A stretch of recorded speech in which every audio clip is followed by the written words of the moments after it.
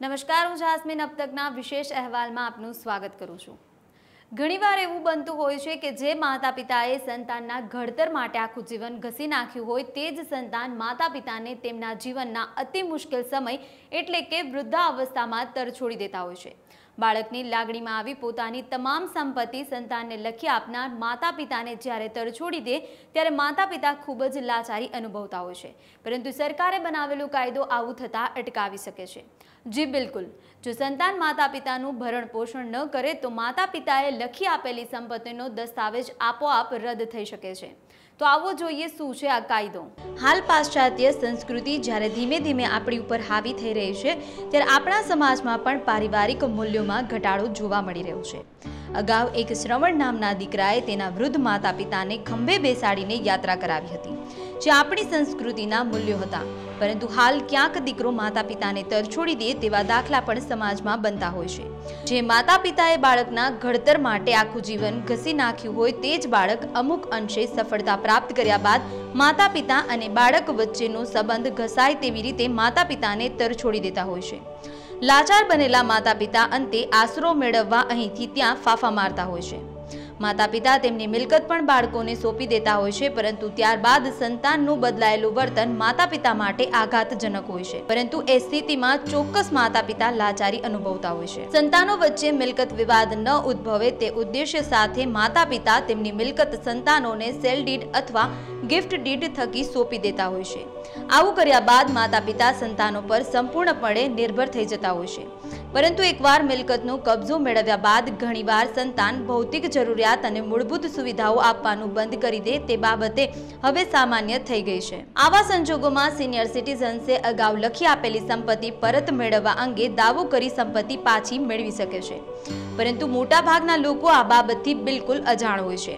વર્ષ 2007માં આવેલો maintenance and welfare of parents and senior citizens act વરિષ્ઠ નાગરિક અધિનિયમ 2007 આ તમામ બાબતોનો અધિકાર આપે છે।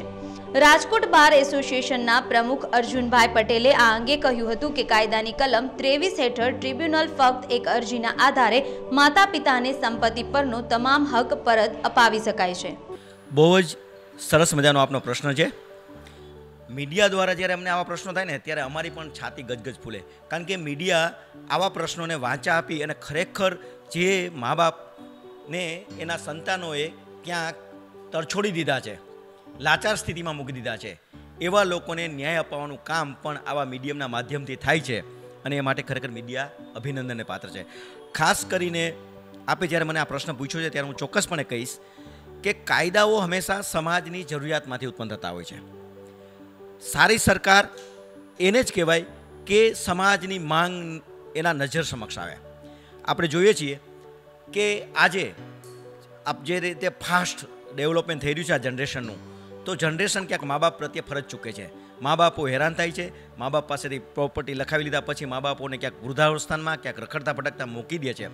આવી વાત જ્યારે સંવેદનશીલ સરકારો હોય એના ધ્યાન ઉપર આવે ત્યારે સરકારો કાયદા બનાવતી હોય છે।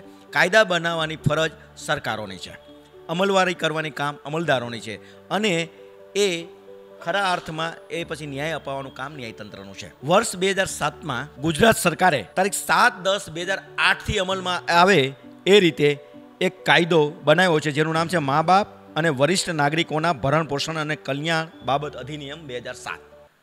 આ કાયદો 2008થી અમલમાં આવ્યો છે। આ કાયદાની બહુ જ ટૂંકો કાયદો છે, અને એની જોગવાઈઓ એટલી સરસ છે કે એ આવા જે સંતાનો પોતાની એક દીકરા તરીકે કે દીકરી તરીકે ફરજ નથી બજાવતા એને પાઠ ભણાવવા માટેનો જ આ કાયદો છે। કાયદો હંમેશા પાઠ ભણાવવા માટે જ હોય છે, કારણ કે જ્યારે પોતાની ક્યારેક ફરજ કોઈ ચૂકતા હોય તો એના માટે એ જરૂરિયાતમાંથી કાયદો બનાવવામાં આવતો હોય છે। આ કાયદાની કલમ 5 મેન્ટેનન્સ બાબતની છે। જ્યારે કોઈ સંતાનો એના મા બાપનું ભરણ પોષણ કરતા ન હોય ત્યારે એના મેન્ટેનન્સની જવાબદારી એવા સંતાનો ઉપર છે, એવું આ કાયદાની કલમ 5 કહે છે।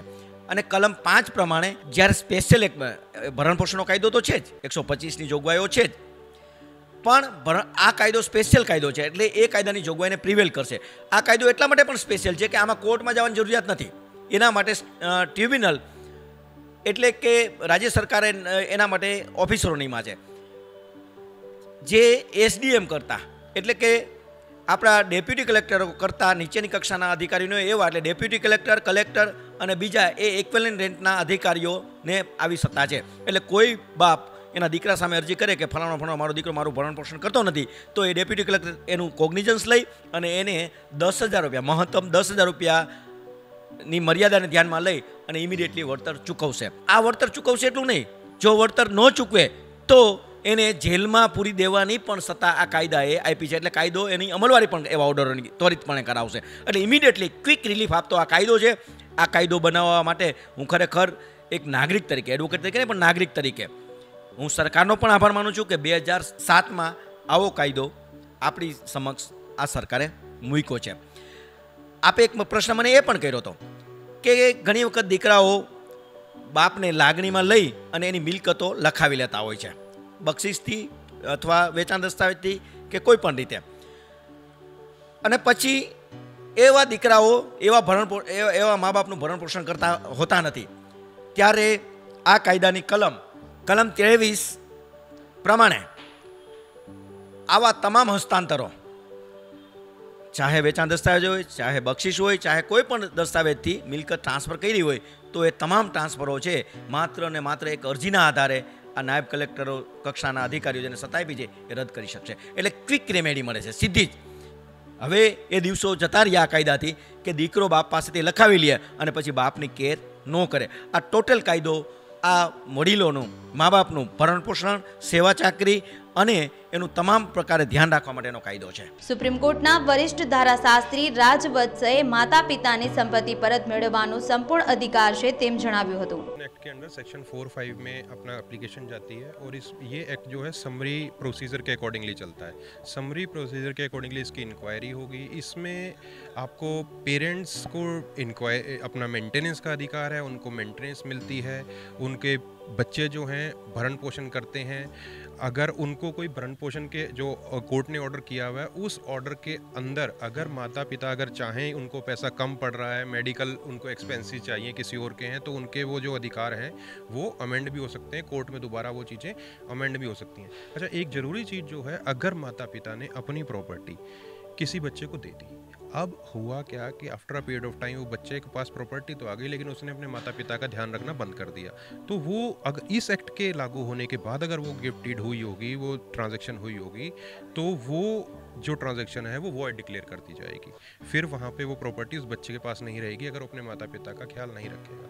बाकी अपील होगी. और इसमें सब ये हो कहाँ सकता है, इसका जुडिक्शन कहाँ बनता है? जुडिक्शन वहाँ बनेगा जहाँ माता पिता रहते हों या फिर अपने बच्चों के साथ लास्ट रहे हों. तो यही कुछ ज़रूरी चीज़ें हैं जिनका हमें ध्यान रखना है. कोई भी सीनियर सिटीजन जो है जिसके साथ कुछ गलत हो रहा है, इस एक्ट के अकॉर्डिंगली 2007 का एक्ट है, senior citizen welfare act, parents and senior citizen welfare act 2007, इसके अकॉर्डिंगली कोई भी सीनियर सिटीजन जिनके साथ गलत हो रहा है वो इसमें अपनी एप्लीकेशन मूव कर सकते हैं. अंडर सेक्शन 4 और 5 उनका पूरा ध्यान रखा जाएगा. कोर्ट के अकॉर्डिंगली पूरा प्रोविजन है उनका ध्यान रखने का और उनकी प्रॉपर्टी को और उनके मेंटेनेंस का भी ध्यान रखने का. अधिकार ये है कि उनकी जो सेल डीड है वो पहले तो वॉइड कर दी जाएगी. कोर्ट सबसे पहले वो प्रॉपर्टी उनसे ले लेगी. उसके बाद उन बच्चों को बोला जाएगा अपने माता पिता का ध्यान रखो. अगर वो ध्यान नहीं रखते हैं उससे अलग, तो प्रॉपर्टी तो पूरी चली ही जाएगी. उनके जो बाकी अधिकार हैं उनके पेरेंट्स से जुड़े हुए वो भी चले जाएंगे. तो ये मोटी सी बात है जो हमें ध्यान रखनी है इससे रिलेटेड, बच्चों के पेरेंट्स से रिलेटेड चीज़ें हैं वो इस एक्ट से रिलेटेड यही हैं. बाकी आप कोर्ट में जैसे इसका प्रोसीजर देखेंगे वैसे आपको समझ में आएगा कि ये सीनियर सिटीजन्स का बहुत ध्यान रखते हुए इस एक्ट को बनाया गया है. और जो हमारे बुजुर्ग हैं, जो हमारे पेरेंट्स हैं, उनको उनके अधिकारों का बहुत अच्छे से ध्यान रखा गया है. उनको मेडिकल एक्सपेंसेस मिलते हैं. अच्छा, जैसे कोई माता पिता को कोई घर से निकाल देता है, ठीक है, तो वहाँ पे उनके लिए ओल्ड एज होम है. अच्छा, एक उम्र के बाद जैसे अकेलापन घर पे महसूस होने लगता है माता पिता को, पुराने बुजुर्ग लोगों को, उनके साथ बात करने के लिए कोई नहीं, क्योंकि अब नया जनरेशन आ गई है, बच्चे बिजी हो जाते हैं. तो ओल्ड एज होम का प्रोविज़न भी है. अगर वो उनकी चॉइस भी है, वो खुद जाके रहते हैं या फिर बच्चे उनको निकाल देते हैं, ओल्ड एज होम का प्रोविज़न वहाँ पे अवेलेबल है, तो वो वहाँ जाके भी रह सकते हैं. तो इस तरह से करके पेरेंट्स की बेसिकली उनको लाइवली दिखाने के लिए, ये दिखाने के लिए, जिंदा दिली उनके अंदर रखने के लिए, उनको एक हेल्दी एटमॉस्फेयर देने के लिए, जो भी कुछ जरूरत की चीजें हो सकती हैं एक इंसान के अच्छे जीवन यापन के लिए, वो सब इसमें प्रोविजन्स दिए गए हैं. રાજકોટ જિલ્લા સરકારી વકીલ એસ.કે. બોરાએ કહ્યું હતું કે સંતાન શરતનું પાલન ચૂકે તો દસ્તાવેજ ચોક્કસ રદ થઈ શકે છે. એટલે એમાં બે વસ્તુ છે. એક તો સિનિયર સિટીઝન્સના મેન્ટેનન્સનો ખાસ કાયદો છે. એમાં દરેક બાળકે એના માતા પિતાનું ભરણ પોષણ ને બધું કરવાનું બધું હક છે, જવાબદારી છે એ લોકોની. એટલે એ એક આખી જુદી વસ્તુ છે. જ્યાં સુધી મિલકતની વાત છે તો મિલકત છે એ કોઈ પણ માણસ પોતાની માલિકીની મિલકત છે એ ગમે એવી શરતો સાથે ટ્રાન્સફર કરી શકે. એવું જરૂર નથી કે હું તમને વેચી દઉં મારી મિલકત, તો એવું જરૂર નથી કે આખી સુવંગ વેચી દઉં. હું એમ પણ કહી શકું કે આટલી અવેર લઈને હું તમને મિલકત વેચું છું, પણ દર મહિનાની 1લી તારીખે મને આ મિલકતમાં પ્રવેશવાનો હક રહેશે. હવે જો તમે એ મિલકત આવી કન્ડિશન સાથે ખરીદ કરો તો એ તમારી મિલકત ઉપરનો એક બોજો છે અને મારો એની મિલકત ઉપર હક છે. મેં વેચી નાખી છતાં પણ મારો હક છે.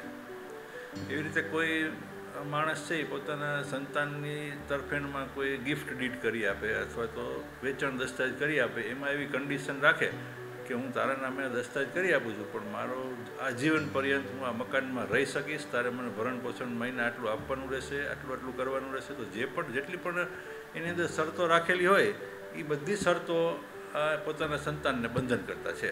હવે જો એવી શરતોનું પાલન ન કરે તો એ સેલ ડીડ છે એ રદબાતલ કરાવી શકે અને એ અથવા તો જે શરતો છે એનું પાલન કરવા માટે દાવો કરી શકે. એના માટે સ્પેશિયલ ટ્રિબ્યુનલ છે, સિવિલ કોર્ટને પણ હકુમત છે, મેન્ટેનન્સના પણ દાવા થઈ શકે છે.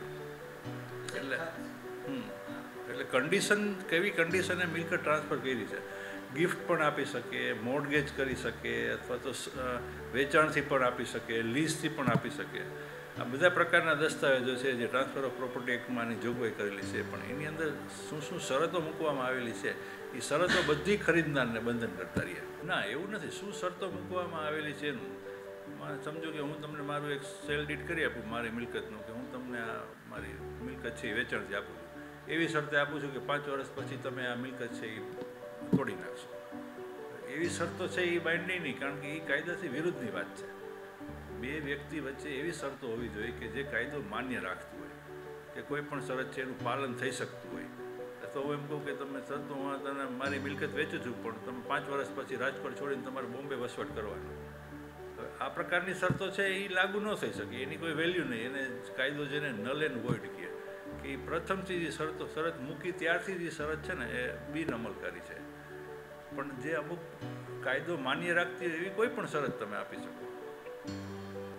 હું એમ વેચાણ કરીને તમને આપું અને પછી એમ કહું કે હું તમને આ મિલકત મારી આખી વેચાણથી આપી દઉં છું, તમે મને 10 લાખ રૂપિયા અવેજના આપી દીધા, પણ હું 5 વર્ષ સુધી આ મકાનની અંદર ભાડુત તરીકે રહીશ ને હું તમને દર મહિને 5,000 રૂપિયા ભાડું આપીશ. એ કન્ડિશન હોઈ શકે, એ કાયદો માન્ય રાખે છે આવી કન્ડિશન. એટલે શું કન્ડિશન છે, એ કાયદો કેટલી હદે એને માન્ય રાખે છે એ બધા ઉપર ડિપેન્ડ કરે. સિનિયર સિટીઝનને એક તો પોતાના સંતાનો સામેના હકો આપવામાં આવેલા છે અને બીજું એક સમાજ સામેના હકો આપવામાં આવેલા કે સિનિયર સિટીઝન વિશે તમે સાંભળતા હશો કે કોઈ પણ એનો કેસ હોય તો એને પ્રાયોરિટીમાં ચલાવવાનો, કારણ કે એનું જે યોગદાન છે સોસાયટીમાં દેશ પ્રત્યેનું, એને સરકાર એને એક વિશેષ મૂલ્ય આપે છે કે ચાલો તમારો કેસ છે તો તમારો વધુ ઝડપથી ચાલશે, બીજાની પ્રાયોરિટીમાં ચાલશે. એટલે એ સમાજ સામે, સરકાર સામે સિનિયર સિટીઝન્સને આપવામાં આવેલા હકો છે. અમુક હકો છે એના સંતાનો સામે સરકારે આપ્યા છે કે ઘણા આપણે જોતા હોય છે કે માણસ ગરડો થઈ જાય, પછી પેન્શન આવવાનું ચાલુ થાય, પછી જાજી ઉપયોગિતા ન રહે ત્યારે સંતાનોને મા બાપ ગમતા નથી હોતા. તો પછી એવા સંતાનો છે એ મા બાપને તરછોડે, સરખી રીતે રાખે નહીં, પૂરતું ખાવાનું ન દે. એટલે આવું બધું થતું હોય ત્યારે સમાજમાં આવી રીતના ફેમિલી વેલ્યુઝ જળવાઈ રહે એટલા માટે સરકારે કાયદો ઘડેલો છે કે દરેક સંતાનની જવાબદારી છે કે એના મા બાપને કોઈ મિલકત પોતાના સંતાનની ફેવરમાં ટ્રાન્સફર કરે કે ન કરે, પણ સંતાનની તો જવાબદારી છે જ એના મા બાપને સરખી રીતે રાખવાની, એનું ભરણ પોષણ કરવાની. એટલે એ સિનિયર સિટીઝનના ઘણા બધા હકો છે. સરકારી વકીલ દિલીપભાઈ મહેતાએ અપીલ કરતા કહ્યું હતું કે વેચાણ ખત કે બક્ષિસ આપવાની જગ્યાએ માતા પિતાએ વિલ કરવાનો આગ્રહ રાખવો હિતાવહ છે. દિલીપ મહેતા, એડવોકેટ, રાજકોટ. એટલે સિનિયર સિટીઝન એ એક ક્રાઇટેરિયા એજની સાથે લાગે છે. હવે સિનિયર સિટીઝનની જે પ્રોપર્ટી છે એ ઓનરશિપની છે. સામાન્ય રીતે એવું જ હોય કે ઓનરશિપની હોય અથવા ટેનન્ટ રાઇટ હોય કે ભાડુતી હક હોય. એટલે એનો જેવો ને જેટલો અધિકાર છે એનો અધિકાર હોય અને સામાન્ય રીતે એના અવસાન પછી હિન્દુ વારસા ધારા મુજબ એના જે ફર્સ્ટ લાઇન હેર્સ હોય તેને પ્રાપ્ત થાય. એટલે એને આપણે 2 ભાગમાં વિભાજિત કરવી પડે. એક છે તે સિનિયર સિટીઝન હોય કે જે વ્યક્તિ છે એ પોતાના સંતાનોને જો પ્રોપર્ટી છે એનું સેલ ડીડ ગિફ્ટ ડીડ એટલે કે જેને ટ્રાન્સફર ઓફ પ્રોપર્ટી એક્ટ નીચે ટ્રાન્સફર કરી આપે અને દસ્તાવેજ એક્ઝિક્યુટ થયો હોય તો એ દસ્તાવેજ સામાન્ય રીતે રદ કરવામાં ખૂબ મુશ્કેલી પડતી હોય છે, કારણ કે એની જે દસ્તાવેજના જે કન્ટેન્ટ હોય છે એ કન્ટેન્ટ એટલે ગિફ્ટ ડીડ હોય તો ગિફ્ટના પરવ્યુમાં લખેલા હોય છે, સેલ ડીડ કર્યું હોય તો સેલ ડીડના પરવ્યુમાં હોય છે, રિલીઝ કર્યું તો રિલીઝના પરવ્યુમાં, એટલે જે ડોક્યુમેન્ટનો નેચર છે એના એ પ્રકારના કન્ટેન્ટ હોય છે. હવે એના એક્સેપ્શનમાં તમે જ્યારે તમે લઈ જાઓ કે આ દસ્તાવેજ જેને અપવાદ આપ્યા છે કે કોઈ વ્યક્તિ છે એ શુદ્ધ બુદ્ધિમાં નહોતી, ટોક્સિકેશન પોઝિશનમાં હતી, છેતરીને દસ્તાવેજ થયો છે, એટલે એના જે અપવાદો છે એ અપવાદો સિવાય સામાન્ય રીતે આવા દસ્તાવેજો રદ કરવા મુશ્કેલ થતા હોય છે. અને બીજો પાર્ટ એવો છે કે કોઈ પણ વ્યક્તિ છે એ સામાન્ય સિનિયર સિટીઝન થાય અને એની પ્રોપર્ટીની એને જે વ્યવસ્થા કરવી હોય તો વ્યવસ્થા માટે સામાન્ય રીતે એના અવસાન પછી કોને પ્રાપ્ત થાય એ માટે સામાન્ય રીતે વિલ કરતા હોય છે કે જેથી કરીને એના અવસાન પછી તેમના વારસદારો હોય છે એ વારસદારોમાં પ્રોપર્ટી બાબતે ડિસ્પ્યુટ ન થાય. અધરવાઇઝ સિનિયર સિટીઝન છે પોતે એવું ઈચ્છે કે ભાઈ મારી પ્રોપર્ટી 100 વ્યક્તિને સ્પેસિફિક આપવી છે, તો એવા સંજોગોમાં વિલ કરતા હોય છે. અને જ્યારે આવું વિલ થયેલું હોય અને જો એ સિનિયર સિટીઝન છે એ એના સંતાનોને કે XYZ વ્યક્તિને આપેલું છે અને એને એમ થાય કે ના મારે હવે આ વિચાર ફેરવવો છે, મને સારી રીતે મારી કેર નથી કરતા, મારી સાર સંભાળ નથી રાખતા, તો એ વિલ રદ કરી શકે છે, કોડિસીલ કરી શકે છે, એમાં ફેરફાર કરી શકે છે, એ બધું કરી શકે છે. એટલે સિનિયર સિટીઝન છે એ જ ગ્રાઉન્ડસર કોઈ ડોક્યુમેન્ટ રદ થઈ શકે એ વાત સાથે હું બહુ સહમત નથી થતો. તો હાલ આ વિશેષ અહેવાલમાં બસ આટલું જ. વધુ એક નવા ટોપિક સાથે ફરીથી મળીશું, ત્યાં સુધી મને રજા આપશો. જોતા રહો અબ તક. નમસ્કાર. આવા જ અવનવા વિડીયોઝ માટે અબ તકની ચેનલને સબસ્ક્રાઇબ, લાઇક અને શેર કરતા ના ભૂલશો. આ જ રીતે જોડાયેલા રહો અબ તક સાથે.